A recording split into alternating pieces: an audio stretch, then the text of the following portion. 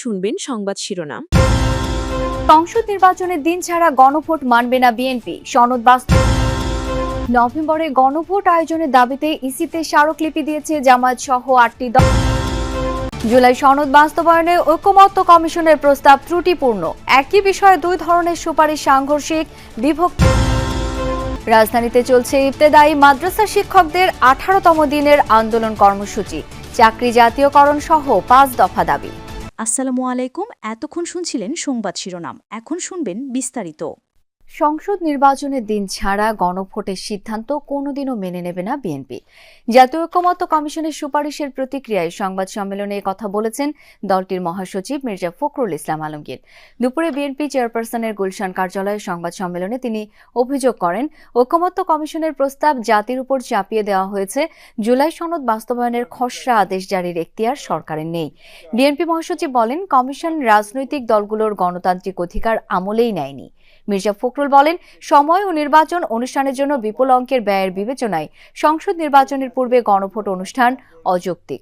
একই সংবাদ সম্মেলনে দলটির স্থায়ী কমিটির সদস্য সালাউদ্দিন আহমেদ বলেন, ঐকমত্য কমিশনের সুপারিশে অনৈক্য সৃষ্টি হয়েছে। সংবিধান সংশোধন সংক্রান্ত বিষয়গুলো কার্যকর করার উদ্দেশ্যে সরকার জুলাই সনদ সংবিধান সংস্কার বাস্তবায়ন আদেশ 2025 শিরোনামে একটি আদেশ জারি করবে। সরকার এরকম আদেশ জারি করার এখতিয়ার নাই। সংবিধান সংস্কার পরিষদ গঠনের যে প্রস্তাবটা দেয়া হলো এবং সেটা কারা দিল, কিভাবে দিল, সুপারিশে কিভাবে আসলো, তাইলে জাতীয় সংসদ নির্বাচন অনুষ্ঠিত হবে নাকি সংবিধান সংস্কার পরিষদ নির্বাচন অনুষ্ঠিত হবে, সেই এখতিয়ার তো নির্বাচন কমিশনের নাই। দর্শক, বিএনপির সংবাদ সম্মেলন নিয়ে বিস্তারিত জেনে নেব। যুক্ত হচ্ছেন সহকর্মী আরিফিন শাকিল। বেশ কিছু প্রস্তাব দিয়েছে, বেশ কিছু আপত্তির কথা জানিয়েছে বিএনপির পক্ষ থেকে। বিএনপি মহাসচিব মির্জা ফখরুল ইসলাম আলমগীর গতকাল বিএনপি স্থায়ী কমিটি বৈঠক হয়েছিল, সেই বৈঠকে মূলত জুলাই সনদের বাস্তবায়ন প্রক্রিয়া নিয়ে সরকারের কাছে ঐকমত্য কমিশন যেই প্রস্তাবনা দিয়েছে সেটি নিয়ে দীর্ঘ সময় ধরে আলোচনা করেছেন। মূলত সেই বৈঠকের পর আজকের এই সংবাদ সম্মেলন, যে সংবাদ সম্মেলনে বলা হচ্ছে বিএনপি যেই সনদে স্বাক্ষর করেছিল বা সব রাজনৈতিক দল মিলে যে নভেম্বরের মধ্যে গণভোট আয়োজন সহ 5 দফা দাবিতে নির্বাচন কমিশনের স্মারকলিপি জমা দিয়েছে জামায়াত ইসলামী সহ সমমনা 8টি রাজনৈতিক দল। স্মারকলিপি জমা দিয়ে প্রধান নির্বাচন কমিশনারের সাথে বৈঠক করেন 8 দলের প্রতিনিধিরা। বৈঠক শেষে জামায়াত ইসলামের সহকারী সেক্রেটারি জেনারেল আব্দুল হালিম বলেন, নভেম্বর মাসের মধ্যেই গণভোট আয়োজন করতে হবে। জাতীয় নির্বাচন আর গণভোট একদিনে দেয়া যাবে না। বলেন, 8 দলের বৈঠকে সিদ্ধান্ত হয়েছে স্মারকলিপি দেওয়ার পর পরিস্থিতি পর্যবেক্ষণ করে নভেম্বরের 3 তারিখ নতুন কর্মসূচি ঘোষণা দেওয়া হবে।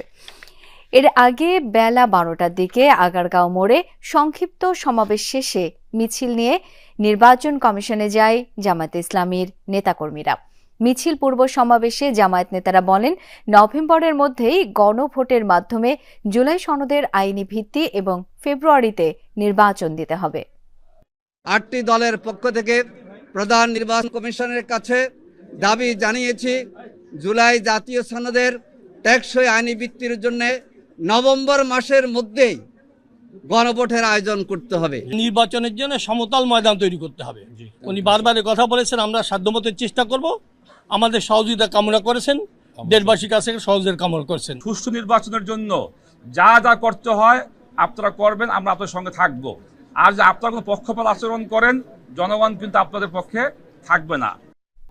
দুপুর 3টার সময় এই যে প্রাক নির্বাচনী সভা সেটি অনুষ্ঠিত হবে এবং তারপর নির্বাচন কমিশনের তরফ থেকে হয়তো আনুষ্ঠানিকভাবে কিছু জানানো হতে পারে। তবে অনেক সময় দেখা যায় যে আমরা এর আগেও দেখেছি যে বিভিন্ন আসলে বৈঠক বা সভাগুলো শেষ হওয়ার পর অনেক সময় কিন্তু সেদিন আসলে কমিশনের তরফ থেকে অনেক সময় ব্রিফিং করা হয় না। তবে আজকেও সেক্ষেত্রে আসলে তারা ব্রিফিং করবে কিনা সেটা আসলে সময় বলে দিবে। তবে যেহেতু আজকে বৃহস্পতিবার এবং শেষ কার্যদিবস সপ্তাহের, সেহেতু তখন এই মুহূর্তে যেটি হয় যে তখন কমিশন আসলে যে সংসদীয় আরপিও সেটিকে হুবহু বহাল রাখা। শাওন, তানভীর, ধন্যবাদ আপনাকে। জুলাই সনদ বাস্তবায়নের ক্ষেত্রে ঐকমত্য কমিশনের প্রস্তাবে নানা ত্রুটি আছে বলে মনে করেন বিশেষজ্ঞরা। তারা বলছেন, কোনো কোনো ক্ষেত্রে একই বিষয়ে 2 ধরনের সুপারিশ করা হয়েছে। আবার 270 দিন সময়সীমা বেঁধে দেয়া ও স্বয়ংক্রিয়ভাবে সংবিধানে অন্তর্ভুক্ত হওয়ার সুপারিশ গ্রহণযোগ্য নয়। এতে সামনে সংঘাত ও বিভেদ বাড়তে পারে বলে শঙ্কা বিশেষজ্ঞদের। তবে ঐকমত্য কমিশন সদস্য বদিউল আলম বলেন, জুলাই সনদের মূল বিষয় থেকে সরে আসার সুযোগ নেই দলগুলোর। লাভলি বিথির রিপোর্ট।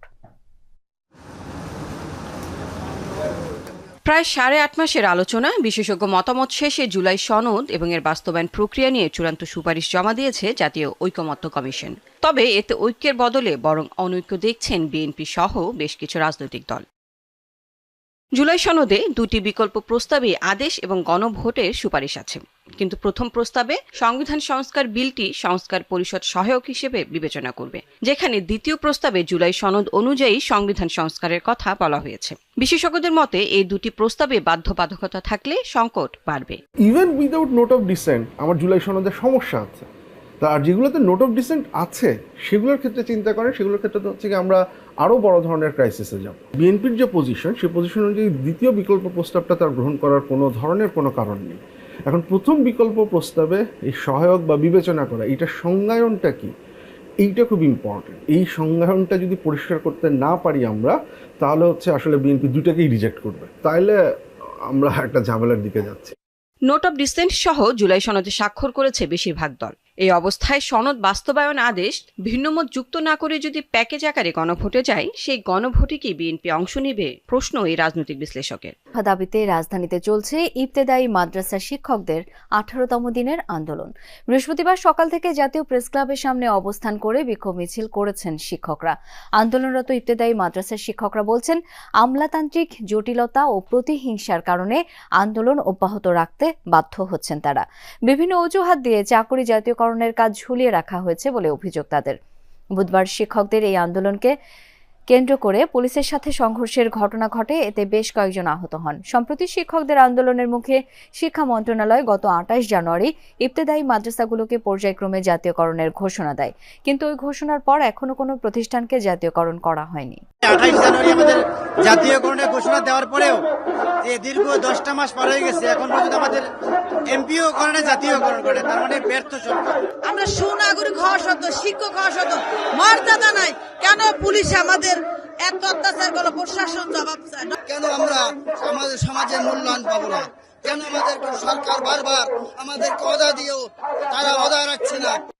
ব্রাহ্মণবাড়িয়ায় ছাদ থেকে পড়ে বিদ্যুতের লাইনে আটকে যাওয়া কাপড় তুলতে গিয়ে দগ্ধ হয়েছেন একটি মাদ্রাসার 7 শিক্ষার্থী সহ 8 জন। গতকাল ভাদুঘর এলাকায় দারুন নাজাত মহিলা মাদ্রাসায় এই ঘটনা হয়। মাদ্রাসা কর্তৃপক্ষ জানায়, 4 তলা থেকে কাপড় পড়ে যায় ভবনের পার্শ্ববর্তী বিদ্যুতের তারের উপর। স্টিলের লম্বা পাইপ দিয়ে আটকে থাকা কাপড়টি উদ্ধারের চেষ্টা করছিলেন মাদ্রাসায় দায়িত্বরত আয়া আলেয়া। এ সময় বিদ্যুতের তারে আগুন ধরে যায়। এ সময় দগ্ধ হন মাদ্রাসার 7 শিক্ষার্থী ও আয়া। প্রথমে তাদের উদ্ধার